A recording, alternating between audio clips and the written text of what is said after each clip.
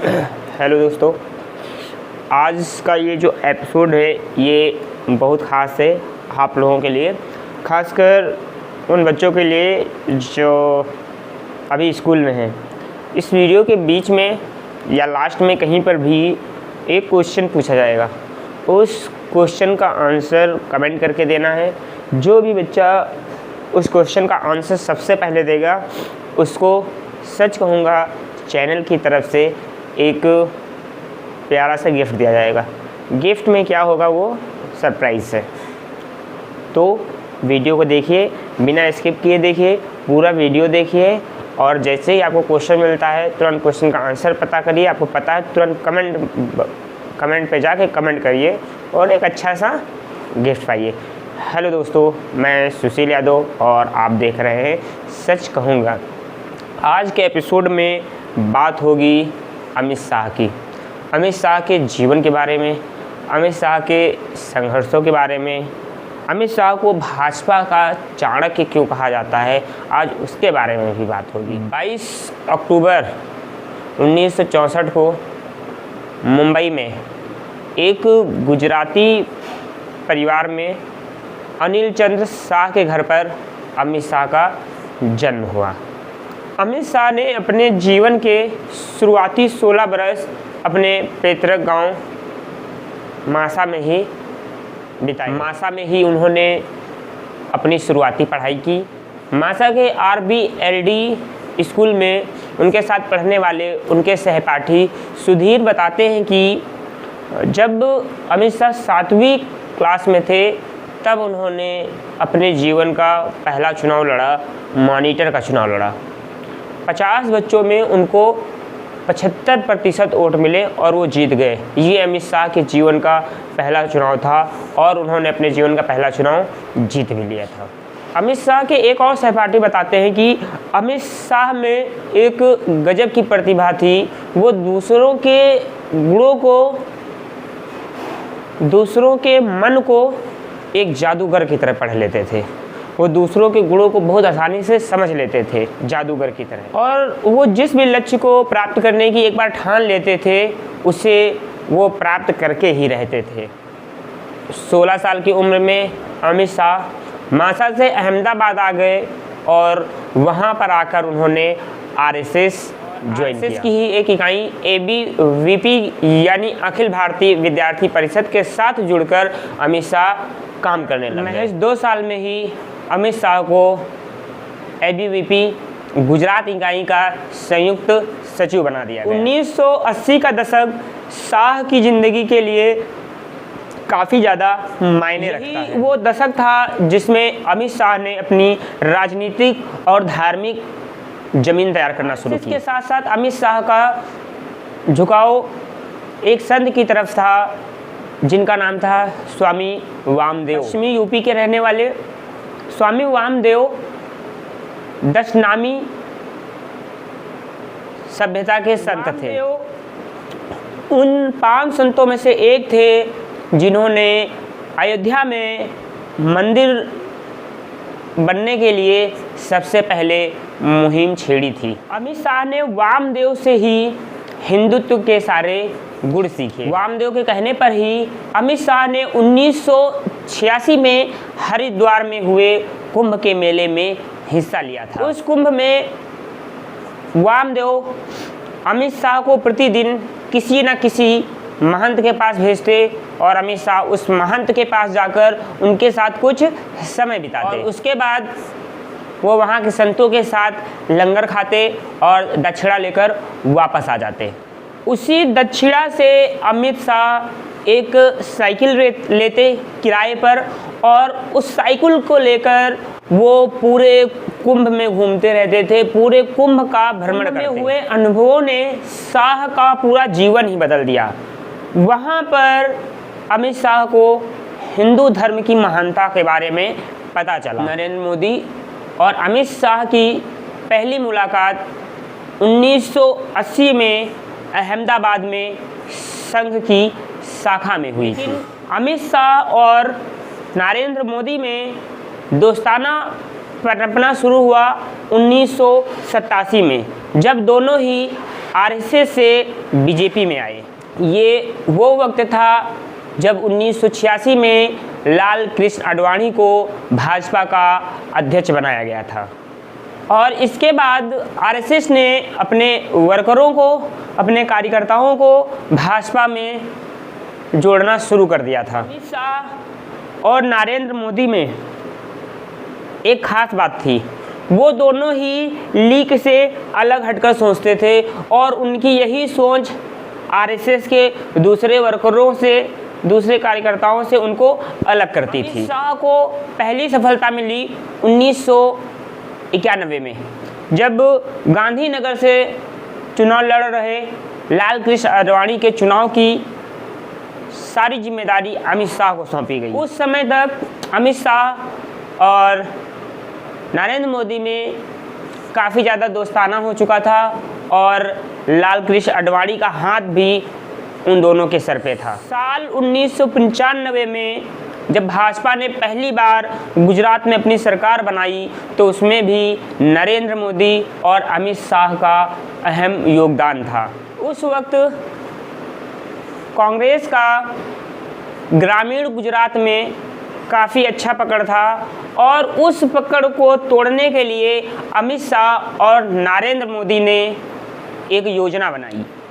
अमित शाह और नरेंद्र मोदी ने गांव में मुखिया का चुनाव हार चुके दूसरे नंबर के व्यक्ति को जोड़ना शुरू किया और इस तरह से उन्होंने 8000 लोगों का नेटवर्क तैयार किया। मुखिया के बाद दूसरा जो सबसे ज़्यादा वोट पाने वाला व्यक्ति था उनको ये अपने खेमे में जोड़ते चले गए और इन दोनों ने अपनी इसी रणनीति के बल पर गुजरात में भाजपा को सत्ता पे बैठा दिया। उसके बाद साल 1995 में शंकर सिंह बघेला के साथ नरेंद्र मोदी के मतभेदों के चलते नरेंद्र मोदी को नेशनल सेक्रेटरी बनाकर गुजरात से दिल्ली भेज दिया गया। अमित शाह वहीं गुजरात में रहकर संगठन को मजबूत करते रहे। अमित शाह ने सक्रिय राजनीति में कदम रखा 1997 में, जब उन्होंने गुजरात की सरखेज सीट से पहली बार विधानसभा का चुनाव लड़ा। 1998 में जब दूसरी बार केशुभाई पटेल गुजरात के मुख्यमंत्री बने और उन्होंने मोदी से किनारा करना शुरू कर दिया। अमित शाह ऐसे नेता थे जो नरेंद्र मोदी के पीछे चट्टान की तरह खड़े रहे और उनका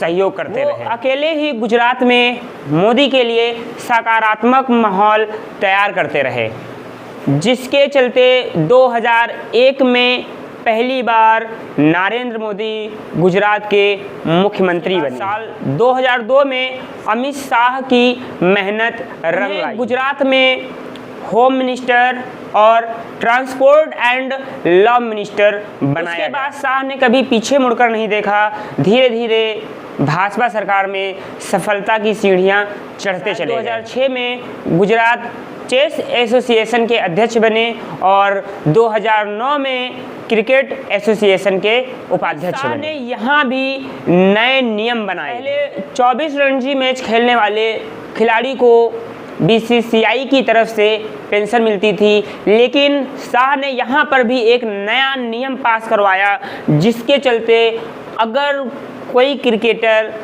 एक भी रणजी मैच खेल लेता तो उसे ताउम्र पेंशन दी जाएगी। लेकिन शाह की राजनीति में, शाह के जीवन में मुश्किलें आना शुरू हुई साल 2010 में, जब सीबीआई ने 2005 में हुए सोहराबुद्दीन शेख एनकाउंटर केस में उनको गिरफ्तार कर लिया। उस वक्त अमित शाह को 3 महीने तक जेल में भी रहना पड़ा था और जब जमानत मिली तो एक शर्त पर कि 2 साल तक अमित शाह गुजरात नहीं जा सकते और वो दिल्ली में ही रहकर बड़े नेताओं से मिलना शुरू कर दिया, बड़े नेताओं से नज़दीकियां बनाना शुरू कर दिया। और फिर आया साल 2014 में लोकसभा चुनाव थे और पिछली 2 लोकसभाओं में बुरी तरीके से हारने के बाद भाजपा इस बार अपने हाथ से कोई भी मौका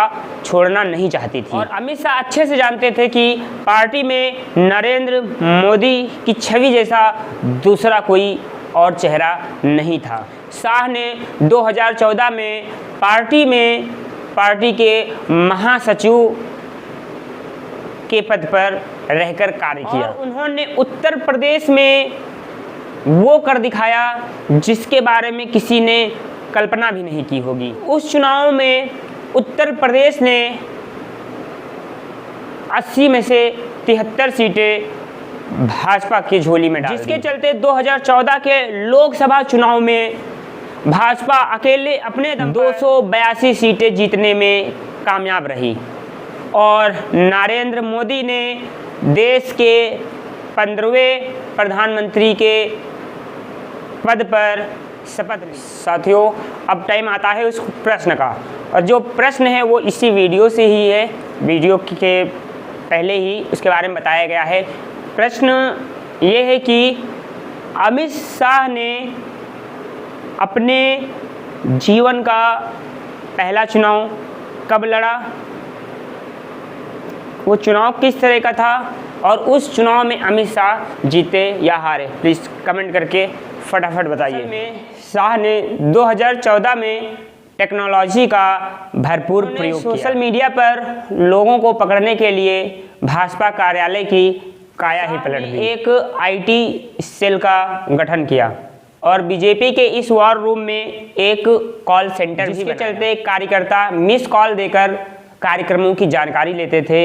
इस IT सेल से भाजपा ने 20,000 नए कार्यकर्ताओं को भाजपा से जोड़ा। रूम को चलाने वाले RSS से आने वाले सुनील बंसल ने बताया कि अमित शाह ने साफ कह दिया था कि कार्यकर्ताओं को अपनी बात सुनाने के लिए, अपनी बात कहने के लिए घंटों इंतजार न करना पड़े नेताओं का। बूथ स्तर पर कार्यकर्ताओं को फ़ोन दिए गए जिससे रोज़ शाम को रिपोर्ट लेकर बंसल को दी जाती थी और बंसल आगे उस रिपोर्ट को अमित शाह को देते थे।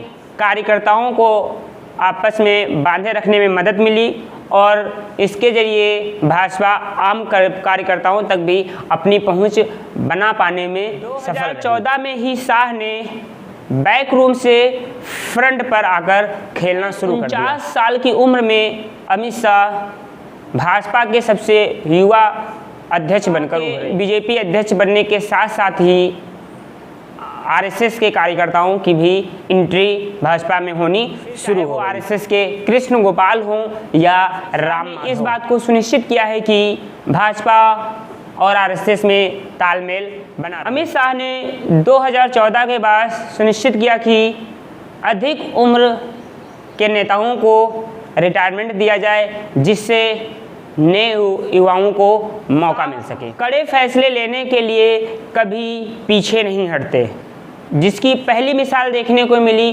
2014 में हरियाणा विधानसभा चुनाव में। हरियाणा और महाराष्ट्र विधानसभा चुनाव में भाजपा को दूसरी पार्टियों से अलग होकर लड़ने का फैसला लिया और दोनों जगह पहली बार भाजपा की सरकार बनी। शाह और मोदी का करिश्मा लगातार जारी रहा। साल 2016 में अमित शाह को सोहराबुद्दीन एनकाउंटर से क्लीन चिट भी मिल गई। 2017 में अमित शाह को उत्तर प्रदेश विधानसभा की भी कमान सौंपी। रिजल्ट जैसे पहले से ही हर कोई जानता था। भाजपा ने उस चुनाव में 403 में से 312 सीटें हासिल की और अपनी सरकार बनाई। अमित शाह के नेतृत्व में भाजपा धीरे धीरे एक एक किला जीतती चली गई और अमित शाह के ही काल में भाजपा और उसके सहयोगियों ने मिलकर 21 राज्यों में अपनी सरकार बनाई। ये करिश्मा भाजपा ने इससे पहले इतिहास में कभी नहीं किया था। उसके बाद 2019 के लोकसभा चुनाव में जब शाह ने अब की बार 300 पार का नारा दिया, तो इसको मात्र एक जुमला समझा गया। जब 2019 चुनावी मैदानों में इस तरह खेलते हैं कि उनकी विरोधी पार्टियां भी, उनके विरोधी भी उनकी सराहना किए बिना नहीं रह पाते हैं। नरेंद्र मोदी के लिए हर एक रास्ता खोलने वाले अमित शाह अपने रिश्ते को काफ़ी सरल और व्यवहारिक रखते हैं। कई बार अमित शाह और नरेंद्र मोदी की जोड़ी ने कमाल करके दिखाया। हाय दोस्तों, अगर आपको मेरा विश्लेषण अच्छा लगा हो तो आप इस वीडियो को लाइक भी कर सकते हैं, नहीं अच्छा लगा हो तो अनलाइक भी कर सकते हैं, और चैनल को सब्सक्राइब भी कर सकते हैं और शेयर भी कर सकते हैं।